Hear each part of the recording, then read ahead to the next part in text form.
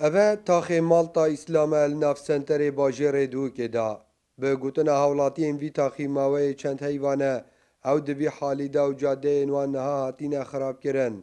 بویا دا خوازه دکن جبر باران این وی زبستانه او جاده بو بین سغبیر کرن و أنا أفا هايفك بتريد ولا قرينها أري والله ما تفيد بما تشيكن أم نشين بينو بتشين سيارد ما ناينو بتشين هما دخوزيا ما أفا هما ما تفيد ولا سري خواب وما تشيكن من دي مقاولاتها مدة يدين بخوا مدة خوش سر بزيادة كنت بشكل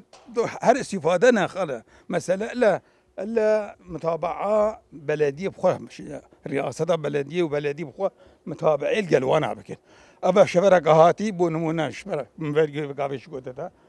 يا هاتي كدا داب كولت حفارة داب كولت أبا دروجة باورك دميتنا كلنا بيجارك ما نفيد متابعة أبد داخلنا كم بوصالة بدي موافقات توي زحمة بلادي لدوروی پروژه سروک باجروانی آروشا و آماجه پیکر کوره جاوی گشته 22 ساله و اگر انگیروبون جین تکنیکی نه اوان دوید به همانگی دیگل ریببرین پیوندیدار پروژه همیه بکنه ایک قناق و پیک و کار بکن. پروژه انجام دانایی گشته نزدیکی 22-23 ساله هرچند پیچک یه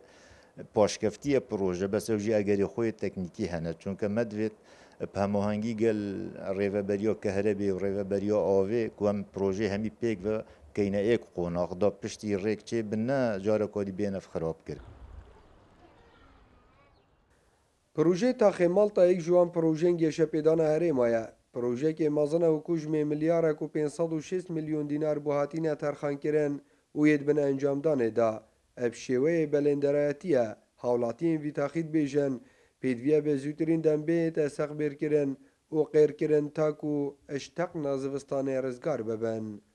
نجار محمد کرسات نیوز دوک